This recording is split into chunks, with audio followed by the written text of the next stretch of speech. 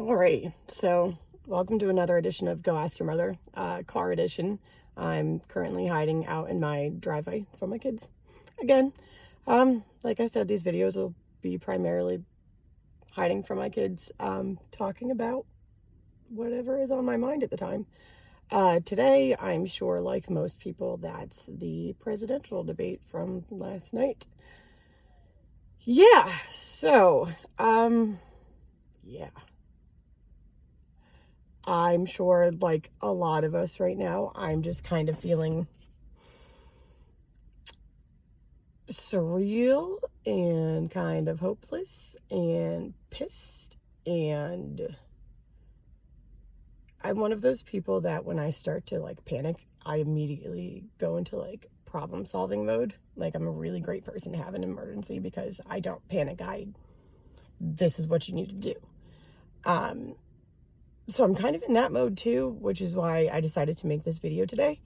And it primarily probably because why I want to make all of these videos, because I don't know what else to do. And I'm just so fed up with feeling stuck and feeling like no one else is like legitimately speaking out appropriately and calling this out for what it is. So here it goes. I watched a couple clips of different commentators from mainstream media on their thoughts on it. I mean, it was pretty much Nicole Wallace was on point. It was abusive. It was disturbing to watch. It was an offense to the American people to watch. Joy Behar on The View, and as most of you know, I have a soft spot for The View just because they gave me a cruise one time. So I do watch The View and I do tend to love it. As most don't. I understand that's kind of a weird conflict of interest for me. I get it, yeah. Anyway, so Joy Behar said that basically what she summed it up to is the people will speak at the election. And I have a problem with that just simply because that's telling us to trust the process. Jesus, I can't even tell you how much that statement, even thinking about it, just like gives me anxiety. I've heard that before. I know if someone insinuates or specifically uses the words trust the process, don't trust the process. Don't do it. Everything will be ripped out from underneath you, and it's probably something you really care about. So that's what I feel like in this situation. We saw with the 2016 election that we still don't really fully know as the American citizens what went down. I mean, that's pretty obvious. Maybe that's Trump just continuing to talk about it, whatever. I can't say that I fully comprehend what happened, and I pay a decent amount of attention to politics. So trusting that process, that didn't work. When we hoped that the American people would speak and not elect a psycho, that's what happened. This is scary similar to 2016. I'm sure a lot of us will agree in many ways. There's a lot of differences too, but it's close. So trusting that process didn't work in 2016. Impeachment. How many times did we hear specifically Republicans, but even some Democrats who weren't speaking out enough, say something similar to trust the process? And if it wasn't about the impeachment process, then it was, okay, well, the impeachment didn't work, trust the election process. I don't know how else to say it, and I don't know why more people aren't saying it. Donald Trump doesn't have any intentions of following the election process. He has now told us this. Bottom line, there is no election process. This isn't normal. That's number one. We need to stop normalizing this. This is not normal. What he did last night was not normal. We need to have standards as the American people of what is acceptable. Calling out a terrorist organization and telling them to stand by and telling your supporters to commit election intimidation. We need standards here. Are you kidding me? We can't let this happen. I don't trust this process.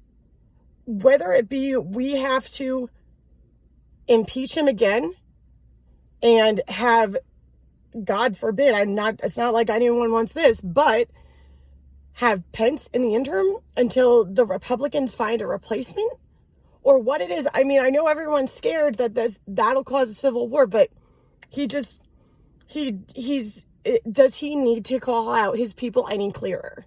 Really? We know his people are going to the streets either way. We know what's coming. There's documents of people discussing the different scenarios. Why are we still pretending that this is a normal election? It is not.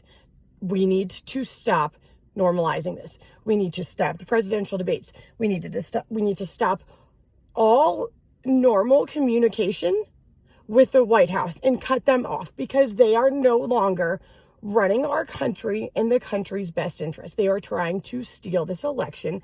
They are trying to steal the democracy.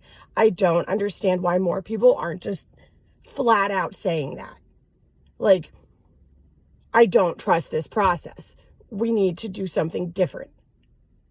I am scared to death to get COVID. If that means we all have to go protest in Washington, I'll do it. I'll be there. This is just nuts. Everyone hates politicians. Everyone does. Everyone bitches and complains. Okay, so why do we trust this process? Why are we letting them continue to do this? Why are we saying, okay, yeah, this system works? No, we need to take it one step at a time. We cannot handle COVID until we have a responsible leader. This leader is not responsible. He needs to be removed. He literally is trying to take away millions of Americans' health insurance in the middle of a worldwide pandemic. That is inhumane. That is not acceptable. We as Americans cannot accept that. Are we intimidated by him? Probably, possibly, whatever. There is more of us than them. Bottom line. We can't let this happen. He is not able to do this. We've seen that now.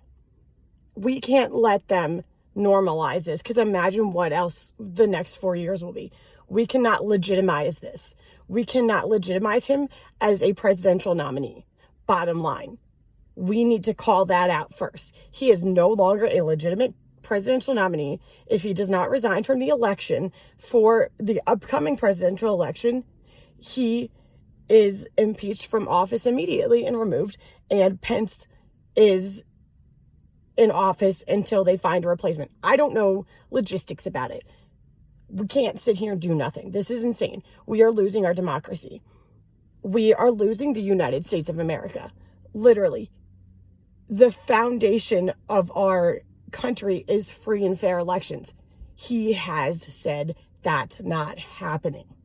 Why would we allow him to participate? Why would we give him a platform? Why would we pretend like anything that he said is acceptable?